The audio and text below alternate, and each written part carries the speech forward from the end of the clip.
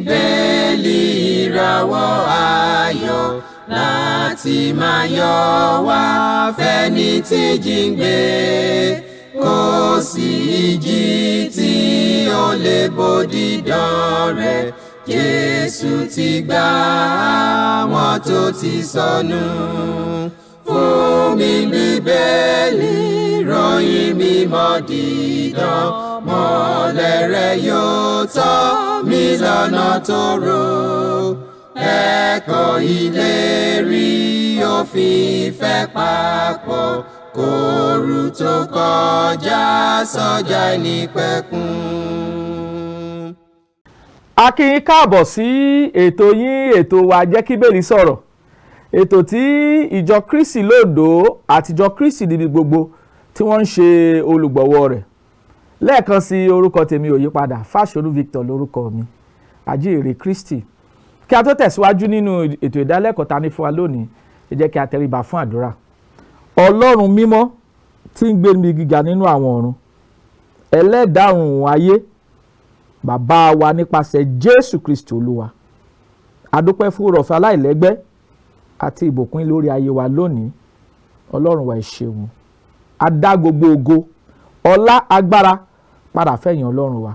Olúwa Ọlọ́run wa ẹ jọ̀ọ́ nínú àánú àtọ́lá ńlá yín kẹ́ gbọ́ pẹ́ kí ẹ sì gba ẹ̀yìn wa bákan náà. Ẹ bá wa sọ̀rọ̀ yín lónìí kí ìfẹ́ yín ó yé wa, kẹ́ ẹ tàn mọ́lẹ̀ ọ̀rọ̀ yín sí wa lọ́kàn kí àwa kó lè máa ṣèfẹ́ yín lọ́jọ́ ayé wa gbogbo. Lórúkọ Jésù Kristi náà Olúwa àti olùgbàlà wa, àmín. Lẹ́ẹ̀kan sí a fi ògo, ọlá, agbára, ìyìn fún Ọlọ́run ẹlẹ́dàá wa fún oore ọ̀fẹ́ mìíràn tí a ní lónìí láti jẹ́ ọ̀kan nínú àwọn alààyè tí ó wà láyé tí ó sì wà láàyè rẹ̀. Ògo ni forúkọ Ọlọ́run ẹlẹ́dàá wa.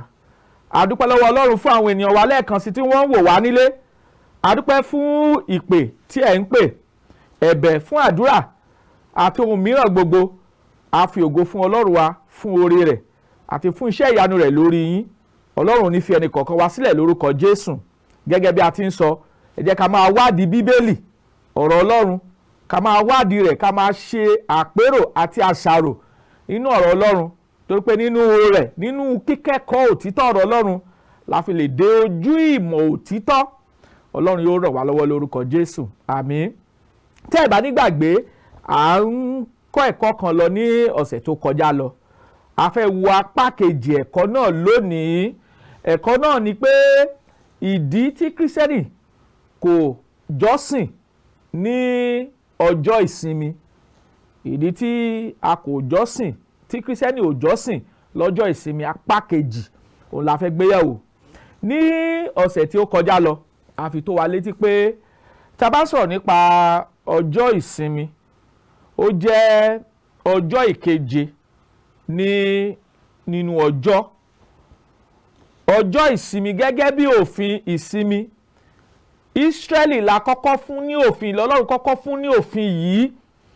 Òfin yìí sì wà nínú òfin 10 tí Ọlọ́run fún Ísírẹ́lì tí a ń pè ní òfin Mósè.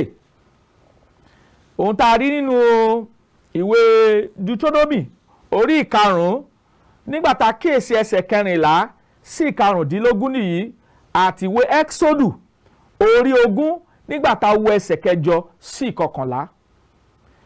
Kí tútù sọ, òfin ọjọ́ ìsinmi Ísírẹ́lì gẹ́gẹ́ bí orílẹ̀-èdè la kọ́kọ́ fún ní òfin yìí. Àti wò ó àti kà á ní ọ̀sẹ̀ tó kọjá lọ. Deuteronomy orí 5 nígbà tá a kíyèsí ẹsẹ̀ 14 sí 15 àti Exodus orí 20 ẹsẹ̀ 8 sí 11 àti 12 àti kà bẹ́ẹ̀. Ṣáájú ká tó fún àwọn ọmọ Ísírẹ́lì ní òfin tí òfin ọjọ́ ìsinmi pẹ̀lú, a rí kà ní ìwé Genesis orí 2 ẹsẹ̀ 1 sí 3 pé ní ìgbà t'Ọlọ́run ń dá ohun gbogbo tó dá ayé àtọ̀run àti gbogbo tí ń bẹ nínú rẹ̀, ó dá gbogbo rẹ̀ tán ní ọjọ́ 6. Nígbà tó di ọjọ́ 7 ó sinmi. Ìtaari nìyẹn ní ìwé Genesis orí 2 ẹsẹ̀ 1 sí 3. A ò wá rí láti àkókò náà pé ó fún àwọn bàbá, tá bá sọ nípa àwọn bàbá, àwọn bíi Ínọ́kù, Mèkísẹ́dẹ́kì, Noah, Ábúráhámù àti àwọn ènìyàn Ọlọ́run ṣáájú ìgbà tá a pe Mósè kó kó àwọn Ísírẹ́lì padà sí ilẹ̀ Kénáánì. A ò fún wọn lófin kó máa bọlá tàbí bọ̀wọ̀ fún ọjọ́ ìkeje tí ń ṣe ọjọ́ ìsinmi, àfi àwọn ọmọ Ísírẹ́lì nìkan ta fún lófin. Eléyìí gbọ́dọ̀ yé wa. Nígbà tá a dẹ̀ ń wo òfin ọjọ́ ìsinmi, ó jẹ́ ọjọ́ tí wọ́n ó sinmi kúrò nínú làálàá wọn, nítorí pé Ọlọ́run fúnra ara rẹ̀ ó sinmi ní ìgbà tó ń ṣiṣẹ́. Ó sì ọjọ́ ìsinmi tún jẹ́ pé ó jẹ́ àmì láàrin Ọlọ́run àti májẹ̀mú fún Ísírẹ́lì. A rí eléyìí ní ìwé Ẹ́kísódù orí 21 31 verse 13. Ibẹ̀ láti rí pé ọjọ́ ìsinmi ó jẹ́ àmì àti májẹ̀mú láàrin Ọlọ́run àti Ísírẹ́lì. Eléyìí gbọ́dọ̀ yé wa. A tún sọ pé ní ọ̀sẹ̀ tó kọjá lọ pé ẹnikẹ́ni tí ó bá ṣiṣẹ́ ní ọjọ́ ìsinmi nígbà tá a ti fún àwọn ọmọ Ísírẹ́lì ní òfin yìí, a sọ fún wa pé kíkú ni yóò kú, pé kí wọ́n sọ ní òkúta pa. Tó fi sọ nìyí lábẹ́ òfin Mósè. Mo fẹ́ ka ẹsẹ̀ Bíbélì yìí, ìwé Ẹ́kísódù orí 21 31.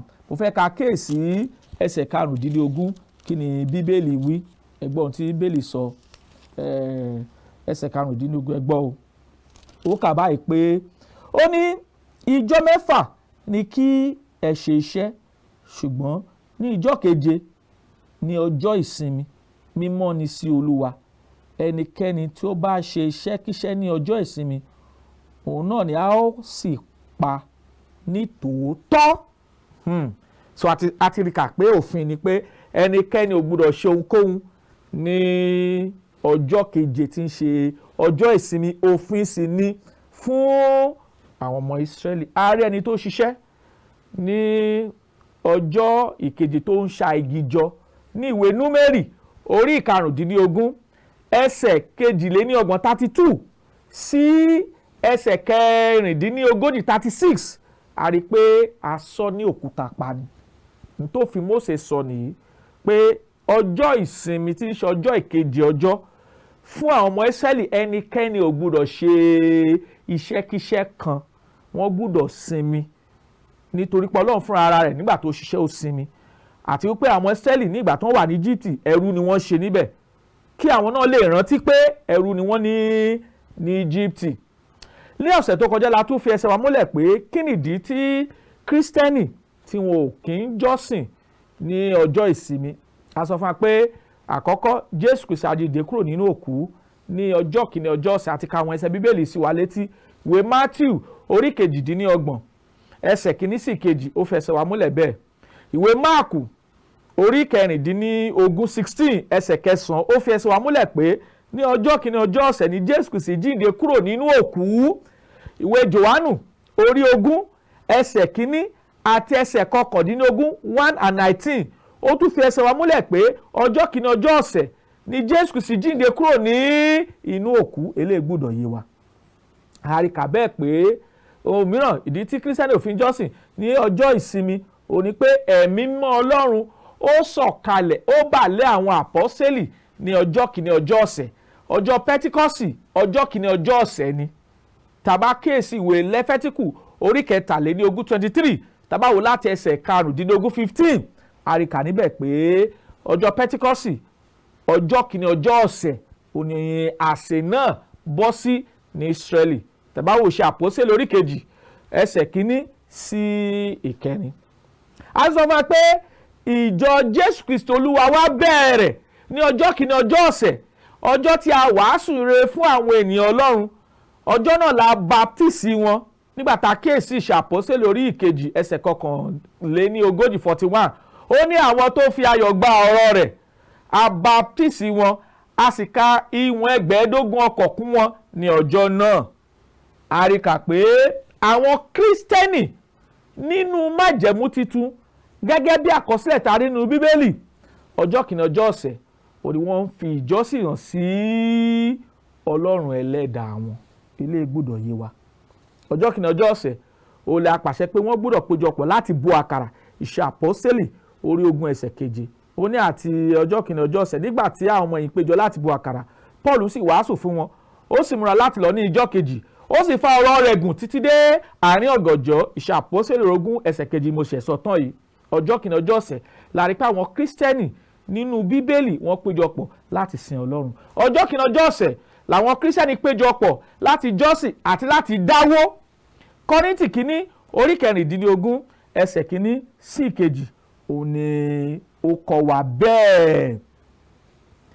A tún rí kà nínú Bíbélì pé àwọn Kristẹni àkọ́kọ́ àtàwọn àpọ́sítélì wọ́n mọ ọjọ́ kìíní ọjọ́ ọ̀sẹ̀ gẹ́gẹ́ bí ọjọ́ Olúwa.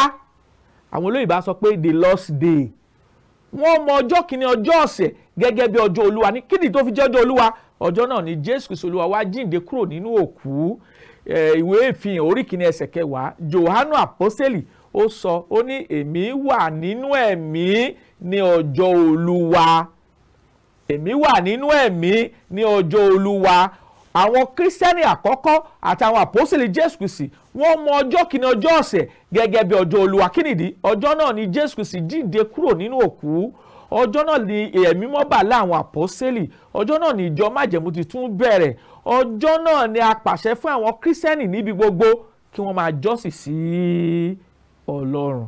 Àwọn ohun tá a gbé yẹ̀wò ní ọ̀sẹ̀ tí ó kọjá lọ ni. A sì wá sọ pé a pàṣẹ fún àwọn Kristẹni pé ẹnikẹ́ni ò gbọ́dọ̀ ṣe ìdájọ́ wọn ní ti jíjẹ, ní ti mímu, ní ti oṣù titun àti ní ti ọjọ́ ìsinmi. Níbo la ti lè fẹsẹ̀ lé múlẹ̀? Kólósè orí 2 ẹsẹ̀ 16 sí 17 ló fẹsẹ̀ wá múlẹ̀ pé ẹnikẹ́ni ò gbọ́dọ̀ ṣe ìdájọ́ yín ní ti jíjẹ, ní ti mímu tàbí oṣù tuntun tàbí ọjọ́ ìsinmi. Ó ní àwọn kan wọ̀nyí ní àwọn ohun òjìji ohun tí ń bọ̀, ṣùgbọ́n Kristi òun ni ara. ń ta rí nọ̀rọ̀ Ọlọ́run ni. So a fẹ́ tẹ̀síwájú pé lónìí kí ni ẹ̀kọ́ tí Kristi fúnra ara rẹ̀ ní ìwàláàyè Jésù Kristi Olúwa wa? Kí ni ẹ̀kọ́ tí Kristi kọ́ wa nípa ọjọ́ ìsinmi? Ǹjẹ́ Kristi tilẹ̀ kọ́ wa lẹ́kọ̀ọ́? Ǹjẹ́ Kristi tilẹ̀ fi àṣẹ sílẹ̀ pé a gbọ́dọ̀ máa tẹ̀síwájú gẹ́gẹ́ bí ẹni tó gbà ń gbọ́ gẹ́gẹ́ bí Kristẹni láti máa jọ́sìn ní ọjọ́ ìsinmi? Ohun àkọ́kọ́ tá a gbọ́dọ̀ kọ́kọ́ kíyèsí ni pé Jésù Kristi àbí lábẹ́ òfin. Ó sì pa gbogbo òfin Mósè, ó pa gbogbo rẹ̀ mọ́ láìkù kan. Kí ni tó fi rí bẹ́ẹ̀? Ẹ wo ìwé Gàlátíà orí 4 nígbà tá a kíyèsí ẹsẹ̀ 4, ẹgbọ́n tí Bíbélì sọ. Ó ní ṣùgbọ́n nígbà tí àkókò kíkún náà dé, Ọlọ́run rán ọmọ rẹ̀ jáde wá, ẹni tí a bí nínú obìnrin, tí a bí lábẹ́ òfin. A bí Jésù Kristi lábẹ́ òfin. Nítorí náà ó pa gbogbo òfin Mósè tí í ṣe òfin Ọlọ́run ní àkókò náà, ó pa gbogbo rẹ̀ mọ́, àti òfin ọjọ́ ìsìn tí í ṣe ọjọ́ ìsinmi. Ọjọ́ keje ni àwọn ọmọ Ísírẹ́lì ń sinmi, wọ́n sì ń fi ọjọ́ náà wo Bíbélì, wo májẹ̀mú láíláí, wọ́n sì ń kẹ́kọ̀ọ́ nínú ohun tí ń ṣe Ọlọ́run. Ohun àkọ́kọ́ tá a gbọ́dọ̀ kọ́kọ́ kíyèsí ni pé Jésù àbí lábẹ́ òfin. Nígbà tá a sì bí lábẹ́ òfin tán, ó pa gbogbo òfin ni mọ́. Ìdí ẹ̀ ló fi sọ nínú ìwé Mátì orí 5 nígbà tá a kíyèsí ẹsẹ̀ 17, ó ní ẹ má ṣe rò pé èmi wá láti wá pa òfin tàbí àwọn wòlíì run, bí kò wá láti wá parun bí kò ṣe láti mú ṣẹ. Ó mú gbogbo òfin náà ṣẹ. Gbogbo àsọtẹ́lẹ̀ tá a sọ nípasẹ̀ Jésù Kristi nínú ìwé òfin, nínú ìwé àwọn wòlíì àti nínú sáàmù, gbogbo rẹ̀ pátá òní Jésù Kristi mú ṣẹ. So àbí lábẹ́ òfin, ó sì ń ṣe ohun gbogbo lábẹ́ òfin. Ohun àkọ́kọ́ tá a gbọ́dọ̀ kọ́kọ́ kíyèsí ni nípa Kristi àti ọjọ́ ìsinmi. Èkejì, Jésù Kristi Olúwa wa ó ṣe ọ̀pọ̀lọpọ̀ iṣẹ́ ìyanu àti iṣẹ́ àmì lọ́jọ́ ìsinmi. Ohun àkọ́kọ́ tá a kọ́kọ́ rí ni pé tá bá ka ìwé Lúùkù orí 9, mo fẹ́ ka Bíbélì wa, ìwé Lúùkù orí 9, ká gbọ́ tí Bíbélì sọ nínú ẹsẹ̀ ọ̀rọ̀ Ọlọ́run yìí. Lúùkù orí 9 ká kíyèsí láti ẹsẹ̀ 1 títí dé ẹsẹ̀ 5, ká gbọ́ tí Bíbélì sọ. Ó ló sì ṣe ní ọjọ́ ìsinmi kejì lẹ́yìn ìkíní, Jésù kọjá láàrin àwọn ọkà, àwọn ọmọ ẹ̀yìn rẹ̀ sì ya ìpè ọkà, wọ́n sì fi ọwọ́ rà á jẹ. àwọn kan nínú àwọn Farisí sì wí fún wọn pé èéṣe tí ẹ̀yin fi ń ṣe èyí tí kò yẹ láti ṣe ní ọjọ́ ìsinmi. Jésù dá wọn lóhùn, ó ní wípé ẹ̀yin kò kàwé tó bí èyí bí Dáfídì ti ṣe nígbà tí ebi ń pa òun tìkálára rẹ̀ àti àwọn tí ó wà lọ́dọ̀ rẹ̀, bí wọ́n ti wọ ilé Ọlọ́run lọ, tó sì mú àkàrà ìfihàn tí ó jẹ, tí ó sì fi fún àwọn tí ń bẹ lọ́dọ̀ rẹ̀ pẹ̀lú, tí kò yẹ fún láti jẹ, bí kò ṣe fún àwọn àlùfáà nìkan ṣoṣo. Ó ní ó sì wí fún wọn pé ọmọ ènìyàn ni olúwa ọjọ́ ìsinmi. Ohun tí Bíbélì sọ ní Jésù sọ pé òun ni olúwa, Lord of the Sabbath. Ìyẹn túmọ̀ sí pé Jésù Kristi ní agbára lórí ọjọ́ ìsinmi. So Jésù Kristi ń wo onísàn lọ́jọ́ ìsinmi, ó ń múni láradá lọ́jọ́ ìsinmi, ó ń ṣe ohun gbogbo lọ́jọ́ ìsinmi. Ẹni tí ọwọ́ rẹ̀ gan ká sínú tí ò lọ́wọ́ ní ìwé Lúùkù orí 6 nígbà tá a kíyèsí ẹsẹ̀ 6 sí 10, ó wò ó sàn lọ́jọ́ ìsinmi. Ọ̀pọ̀lọpọ̀ ìdààmú tí Kristeni pẹ̀lú àwọn Farisí àtàwọn akọ̀wé àti àwọn àgbààgbà Ísírẹ́lì ni pé Jésù Kristi ń ṣe iṣẹ́, ni ó ń ṣiṣẹ́ ìyanu, ó ń ṣe onírúurú àmì lọ́jọ́ ìsinmi tí àwọn ènìyàn rò pé kò yẹ, tí àwọn wọ̀nyí rò pé kò yẹ kó rí bẹ́ẹ̀. Ohun mìíràn tá a tún gbúdọ̀ kíyèsí pé ǹjẹ́ Jésù Kristi pàṣẹ pé Kristẹni gbúdọ̀ pa ọjọ́ ìsinmi mọ́ kí àwa kó máa fi ṣe ìjọsìn sí Ọlọ́run nípasẹ̀ Kristi? A ò rí irú àṣẹ bẹ́ẹ̀. Àkọ́kọ́ tá a gbúdọ̀ kọ́kọ́ kíyèsí ni pé òfin Mósè, nínú rẹ̀ la rí pé àwọn Júù gbúdọ̀, àwọn ọmọ Ísírẹ́lì wọ́n gbúdọ̀ sinmi ní ọjọ́ ìkeje. Ìbéèrè ni pé ǹjẹ́ a rí àpẹẹrẹ nínú Bíbélì tí Jésù Kristi gbé ẹ̀kọ́ kalẹ̀ pé ọjọ́ ìsinmi tí ń ṣe ọjọ́ ìkeje ni fún àwọn Kristẹni láti máa jọ́sìn? A ò rí àpẹẹrẹ nínú Bíbélì. Kò sí àpẹẹrẹ kan nínú ọ̀rọ̀ Ọlọ́run. A dẹ̀ gbúdọ̀ sọ̀rọ̀ níbi tí Bíbélì bá ti sọ̀rọ̀, a sì gbúdọ̀ dákẹ́ níbi tí Bíbélì bá ti dákẹ́. Ohun tí Bíbélì ò bá sọ, a ò gbúdọ̀ sọ. Àwọn tó ń jọ́sìn ní tọ́pẹ̀rẹ̀ àwọn ní Kristẹni tí wọ́n ń jọ́sìn ní ọjọ́ ìsinmi lónìí, àìlóye ìfẹ́ Kristi ni, àìlóye ọ̀rọ̀ Ọlọ́run ni. Kristi ò pàṣẹ rẹ̀, a ò rí àṣẹ rẹ̀ nínú Bíbélì pé wọ́n gbúdọ̀ jọ́sìn ní ọjọ́ ìsinmi. A ò rí àṣẹ bẹ́ẹ̀. Eléyìí gbúdọ̀ yé wa bí a ti ń tẹ̀síwájú nínú ìfẹ́ Ọlọ́run. Ohun tá a sọ ni pé ẹ̀kọ́ wo ni Kristi kọ́ nípa ọjọ́ ìsinmi? Jésù àbí lábẹ́ òfin, ó sì pa gbogbo òfin mọ́ àti òfin ọjọ́ ìsinmi.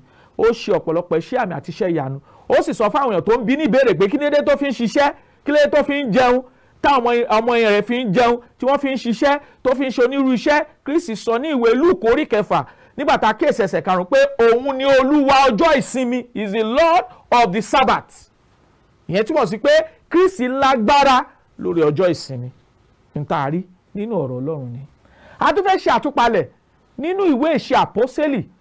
Àwọn ọjọ́ ìsinmi nínú ìwé Ìṣe Àpọ́sítélì, báwo lè àwọn ìjọ májẹ̀mú titun tá a rí nínú Bíbélì, ojú ìwòye wo ni wọ́n kọ sí ọjọ́ ìsinmi tí ń ṣe ọjọ́ ìkejì ọjọ́? Ohun àkọ́kọ́ tá a kọ́kọ́ rí nínú Ìṣe Àpọ́sítélì ìwé Ìṣe Àpọ́sítélì ni pé Ìṣe Àpọ́sítélì orí 1 ẹsẹ̀ 12 sọ̀rọ̀ nípa ìrìn àjò ọjọ́ ìsinmi. Eléyìí nìkan ṣe pẹ̀lú àṣà àwọn Júù ní Ìṣe Àpọ́sítélì orí 1 ẹsẹ̀ 12. Eléyìí nìkan ṣe pẹ̀lú àṣà àwọn Júù, ó lóye máìlì tí wọ́n gbúdọ̀ rìn lọ́jọ́ ìsinmi. Tá bá wo ohun tí òfin sọ, ó lóye máìlì tí wọ́n gbúdọ̀ rìn ju bí máìlì mélòó kan lọ lọ́jọ́ ìsinmi, torí pé wọn kò gbúdọ̀ ṣe iṣẹ́kíṣẹ́ kan. Ohun mìíràn tá a tún ṣàkíyèsí ní Ìṣe Àpọ́sítélì ni pé Pọ́ọ̀lù ó wàásù nínú sínágọ́gù lọ́jọ́ ìsinmi. Kí nìdí tí Pọ́ọ̀lù fi ń lọ wàásù ní sínágọ́gù lọ́jọ́ ìsinmi? A rí ọ̀pọ̀lọpọ̀ àpẹẹrẹ nínú Bíbélì tí Pọ́ọ̀lù ti ń wàásù nínú sínágọ́gù lọ́jọ́ ìsinmi. Kí nìdí tó fi ń lọ sí sínágọ́gù láti lọ wàásù lọ́jọ́ ìsinmi? A gbọ́dọ̀ béèrè. Ìdí àkọ́kọ́ ni pé ìwé Róòmù orí 1 ẹsẹ̀ 16 Bíbélì sọ fún wa pé Pọ́ọ̀lù ní ojú kò tì mí láti wàásù rere Kristi, nítorí agbára Ọlọ́run ni sí ìgbàlà fún olúkúlùkù àwọn tó bá gbàgbọ́, fún Júù ṣáájú àti Hélénì pẹ̀lú.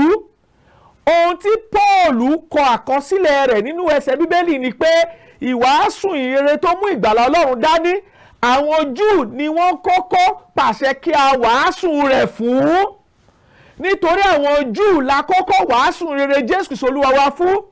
Ìdí tí Pọ́ọ̀lù fi ń lọ láti ìletò dé ìletò láti lọ wàásù fún àwọn Júù ní sínágọ́gù wọn ni pé ìwé Róòmù orí kìíní ẹsẹ̀ 14 sọ fún wa pé ojú kò tì mí láti wàásù rere Kristi, nítorí agbára Ọlọ́run ni sí ìgbàlà fún olúkúlùkù ẹni tí ó bá gbàgbọ́, fún Júù ṣáájú àti Hélénì pẹ̀lú.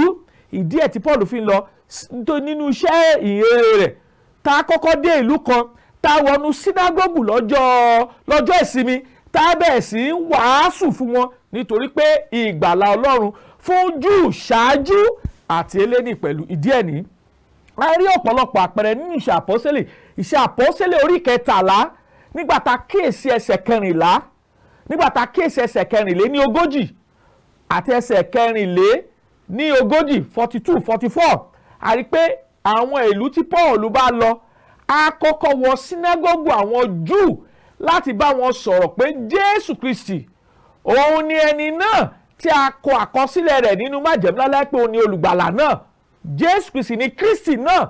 Ohun tó ń lọ ń bá àwọn ènìyàn sọ nìyí, àwọn Júù sọ nìyí nínú sínágọ́gù. Ìbéèrè ni pé ṣé ó ń bá wọn jọ́sìn gẹ́gẹ́ bí Kristeni? Rárá o, nítorí pé ìgbà tó lè bá àwọn Júù pàdé nìyí tí ń ṣọjọ́ ìsinmi tí wọ́n péjọpọ̀ nínú sínágọ́gù láti wo ìwé òfin Mósè àti láti gbára wọn níyànjú nínú ọ̀rọ̀ Ọlọ́run. A ò rí àpẹẹrẹ kan nínú ìṣe àpọ́stélì pé ìjọ àkọ́kọ́ wọ́n péjọpọ̀ láti sin Ọlọ́run ní ọjọ́ kìíní ọjọ́ ọ̀sẹ̀. A ò rí àpẹẹrẹ bẹ́ẹ̀. A sì ti sọ̀dí tí Paul fi lọ sí sínágọ́gù àwọn Júù nítorí pé èrè Kristi tó mú ìgbàlà Ọlọ́run dání àwọn Júù la kọ́kọ́ wàásù rẹ̀ fún kí a tó bẹ̀ sí wàásù ẹ̀ fún àwọn kèfèrí. A wo ìṣẹ̀lẹ̀ kan tó ṣẹlẹ̀ ní ìṣe àpọ́sítélì orí 15. À ń wo ọjọ́ ìsinmi pẹ̀lú ohun tí Bíbélì sọ ní ìṣe àpọ́sítélì. A wo ìṣẹ̀lẹ̀ tó ṣẹlẹ̀ ní ìṣe àpọ́sítélì orí 15. A rí kà níbẹ̀ pé àwọn Kristẹni kan wá láti Jùdíà, wọ́n wá sí ìjọ tó wà ní Áńtíókù, wọ́n sì bẹ̀rẹ̀ sí ń kọ́ wọn pé ó yẹ kí àwọn ènìyàn ó ṣe ìkọlà, kí wọ́n sì tẹ̀lé òfin Mósè kí wọ́n tó lè di ẹni ìgbàlà. Ẹ ká lọ sínú Bíbélì wa, ìṣe àpọ́sítélì orí 15, ká wò ó láti ẹsẹ̀ kínní títí dé ẹsẹ̀ kejì kí ni Bíbélì wí. Ó ní àwọn arákùnrin kan tí Jùdíà sọ̀kalẹ̀ wá, wọ́n sì kọ́ àwọn arákùnrin pé bí kò ṣe pé ẹ bá kọ yín nílà bí iṣẹ́ Mósè, ẹ̀yin kì yóò lè là. Nígbà tí ìyapa àti ìyàn jíjà tí ń bẹ láàrin Paul òun Sílà àtàwọn arákùnrin yìí kò sì mọ níwọ̀n, àwọn arákùnrin yìí Paul òun Sílà àtàwọn mìíràn nínú wọn kí wọn kí ó gòkè lọ sí Jerúsálẹ́mù lọ́dọ̀ àwọn àpọ́sítélì àtàwọn àgbààgbà nítorí ọ̀rọ̀ yìí. Àwọn arákùnrin kan wá láti Jerúsálẹ́mù, ìjọ tó wà ní Jerúsálẹ́mù, wọ́n bẹ̀ sí ń kọ́ àwọn ará ní Áńtíókù pé a gbọ́dọ̀ kọ́ wọ́n nílà kí wọ́n tó lè di ẹni ìgbàlà. Yẹn túmọ̀ sí pé wọ́n mú òfin Mósè wá pé ìjọ àwọn kèfèrí gbọ́dọ̀ máa tẹ̀lé òfin Mósè kí wọ́n kó tó lè di ẹni ìgbàlà. A sọ fún wa pé ọ̀pọ̀lọpọ̀ àríyànjiyàn ló ṣẹlẹ̀ tó fi jẹ́ pé ìjọ tó wà ní Áńtíókù wọ́n rán Paul òun Sílà àtàwọn arákùnrin kan kí wọ́n lọ sí Jerúsálẹ́mù kán lọ béèrè bóyá àwọn àpọ́sítélì ló ń kọ́ wọn ní ẹ̀kọ́ yìí tàbí àwọn àgbààgbà ìjọ tó wà níbẹ̀. Ilé gbọ́dọ̀ yé wa. A rí pé ní ìgbà tí wọ́n dé Jerúsálẹ́mù tí wọ́n ṣèwádìí yìí, àṣíríkà ní ìṣe àpọ́sítélì orí 15 15 ẹsẹ̀ 24 àwọn àpọ́sítélì sọ pé àwọn kọ́ làwọn rán wọn. Ẹ̀gbọ́n tọrọ Ọlọ́run sọ. Acts 15:24 kí ni ọ̀rọ̀ Ọlọ́run sọ? Ó ní ìwọ̀n bí àwa ti gbọ́ pé àwọn kan tí ó ti ọ̀dọ̀ wa jáde lọ ó ń fi ọ̀rọ̀ yìí yọ yín lẹ́nu tí wọ́n sì yín ní ọkàn pó wípé ẹ̀yin kò gbọ́dọ̀ kọlà àti àìsà máa pa òfin Mósè mọ́ ẹni tí àwa kò fún ní àṣẹ. Àwọn àpọ́sẹ́lì àtàwọn alàgbà ìjọ tó wà ní Jerúsálẹ́mù wọ́n sọ pé àwọn ò fún wọn ní àṣẹ, kì í ṣe ọ̀dọ̀ wọn náà ti bá ẹ̀kọ́ yìí, ẹ̀kọ́ èké ni pé kí àwọn ènìyàn kèfèrí tí wọ́n ti gba Kristi gbọ́ kí a kọ wọ́n nílà kí wọ́n sì máa tẹ̀lé òfin Mósè. A sọ pé a ò fún wọn ní àṣẹ bẹ́ẹ̀. Mo rò pé eléyìí gbúdọ̀ jẹ́ ẹ̀kọ́ fún ogúnlọ́gọ̀ àwọn ènìyàn tó wà nínú pé kí wọ́n máa ṣe ìsìsí Ọlọ́run ní ọjọ́ ìsinmi tí ń ṣe ọjọ́ keje tí ń ṣe òfin Mósè. Ìtarí náà ọ̀rọ̀ Ọlọ́run ni. Ní ìgbà tí ọ̀rọ̀ yìí tó di yọ́ntóró, àwọn àpọ́sítélì sọ̀rọ̀ pé àwọn ò fún wọn ní àṣẹ, àwọn kọ́ làwọn fún wọn ní àṣẹ láti máa lọ káàkiri láti máa kọ́ àwọn èèyàn pé wọ́n gbọ́dọ̀ tẹ̀lé òfin Mósè, wọ́n gbọ́dọ̀ pọ̀ òfin Mósè mọ́. Ẹ wò ó, Iṣẹ́ Àpọ́sítélì orí 15 ẹsẹ̀ 16 òun ni ọ̀rọ̀ náà ti jáde. Ilé gbọ́dọ̀ yé wa dáadáa. Tá bá wo àwọn ìwé tí Paul kọ, tá bá wo ìwé tó kọ, kí ni ìwòye rẹ̀ sí ọjọ́ ìsinmi?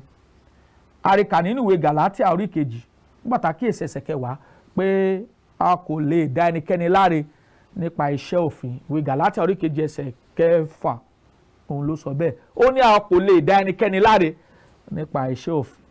Nígbàtà kíyèsí ìwé Gàlátíà orí 2 ẹsẹ̀ 19 Paul sọ pé òun ti kú sínú òfin. Nígbàtà kíyèsí ìwé Gàlátíà orí 3 ẹsẹ̀ 19 ó ní oyè àwọn tí ń bẹ nípa iṣẹ́ òfin ń bẹ lábẹ́ ègún.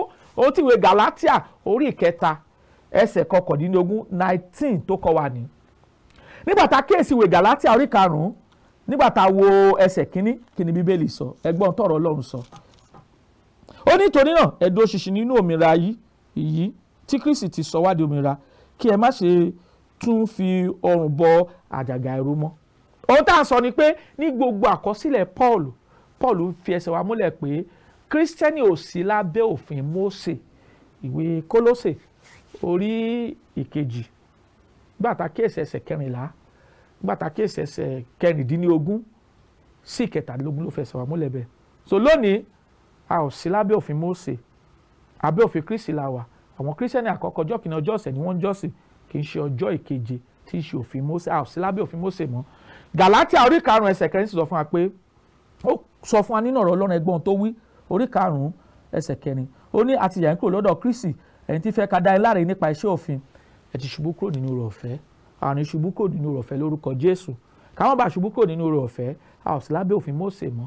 Olúwa yóò ràn wá lọ́wọ́ lórúkọ Jésù bí a ti ń tẹ̀síwá nínú ìfẹ́ rẹ̀ lórúkọ Jésù Kristi Olúwa wa, àmín. Tí ẹ bá fẹ́ béèrè lórí ẹ̀kọ́ tí ẹ ti gbọ́ àti ẹ̀bẹ̀ àdúrà, àwọn nọ́mbà tẹ́ ó pè wá sí ni 08057444902 tàbí 08065717023. Kí àlàáfíà àti wà láàyè Ọlọ́run kó máa bá wa gbé lórúkọ Jésù Kristi Olúwa wa, àmín. Fún mi ní Bíbélì ìràwọ̀ ayọ̀ láti máa yọ̀ wá fẹ́ni tí jí ń gbé. Kò sí ìjì tí ó lè bòdì dán rẹ̀, Jésù ti gbà àwọn tó ti sọnù. Fún mi Bíbélì ìròyìn mímọ́ dídán, mọ́lẹ̀ rẹ̀ yóò tọ́ mi lọ́nà tòrò.